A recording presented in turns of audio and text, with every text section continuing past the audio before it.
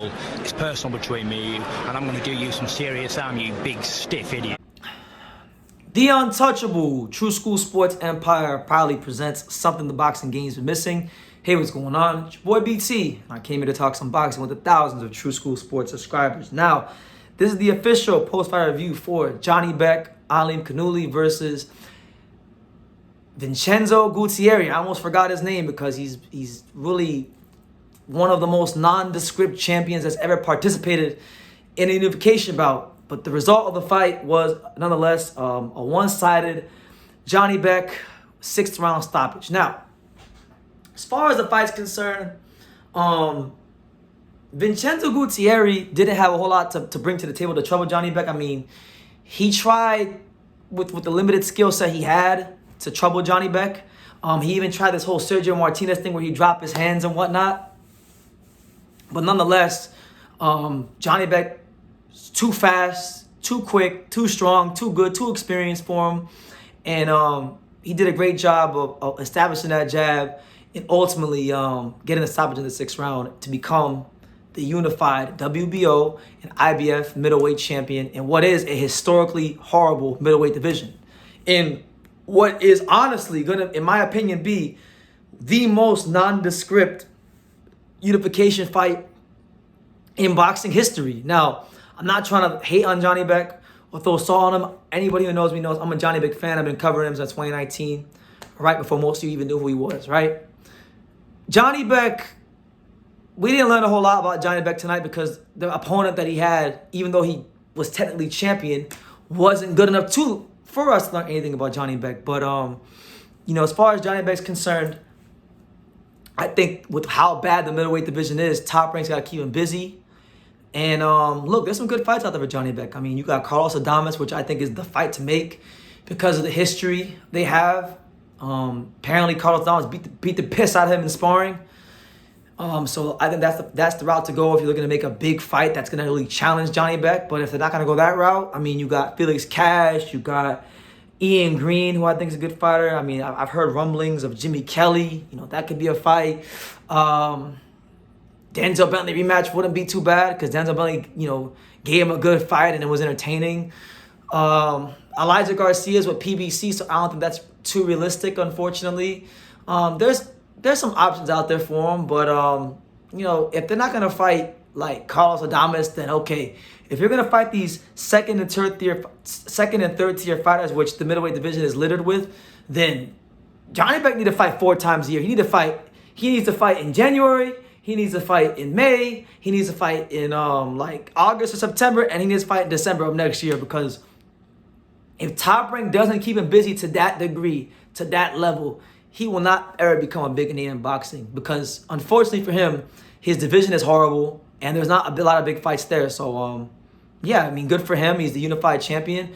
They can't take that from him, but still, the jury remains on Janibek. Just how good is he? Because the reality is, he got the belt from the WBO because Demetrius Andrade didn't believe in himself enough to take the fight, which is not his fault. It's also not his fault that Jaime Munguia didn't want to fight him before the Andrade thing was even a situation.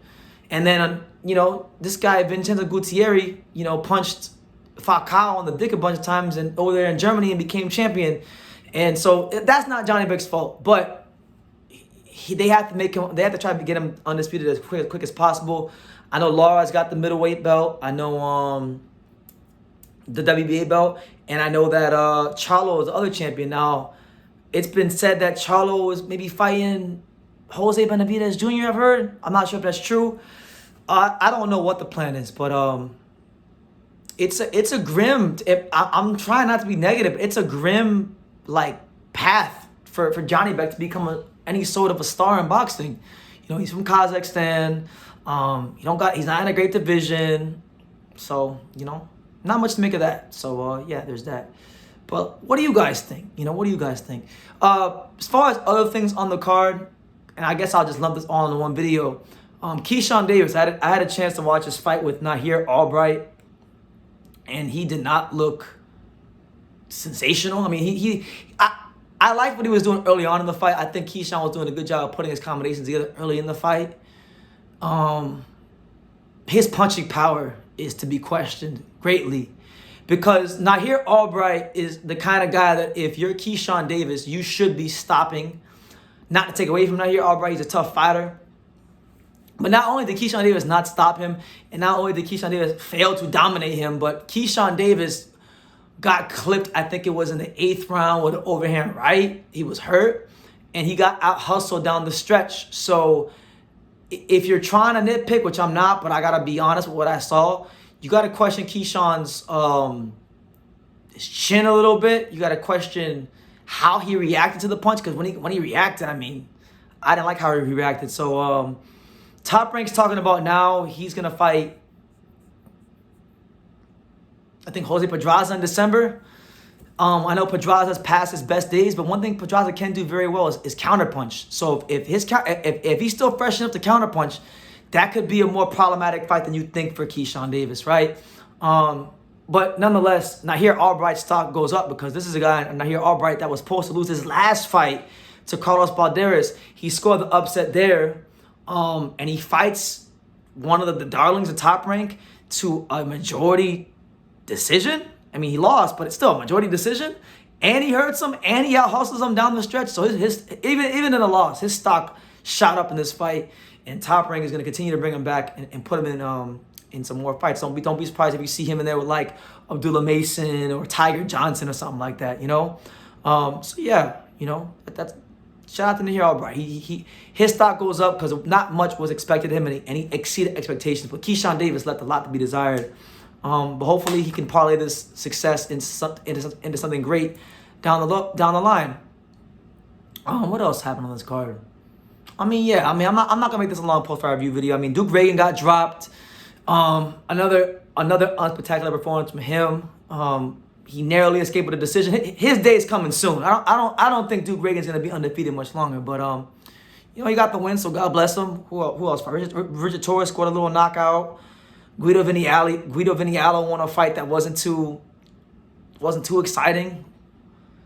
Oh, Giovanni Marquez looked good. I'll tell you that. That was one of the highlights of the card. Giovanni Marquez scored a stoppage in his fight, and he looks like a good prospect. So hopefully Top Rank or someone signs him, because he's looking the part, every bit the part of a top flight, you know, fighter. But again, it's early days for him. But nonetheless, that's my summary on, you know, the most uneventful, nondescript unification fight ever between Janibek and Vincenzo Gualtieri, and Keyshawn Davis versus Nahir Albright. So you guys can leave your comments down below. Make sure you guys take the time to subscribe. And like I say in every single one of these videos, you can love me or you can hate me. But I'm just a kid from Daniel. So until next time, take care, guys. Thank you for watching another video on the untouchable True School Sports Empire. For more great boxing content just like this video, click right here and make sure you subscribe. Much love from sunny South Florida.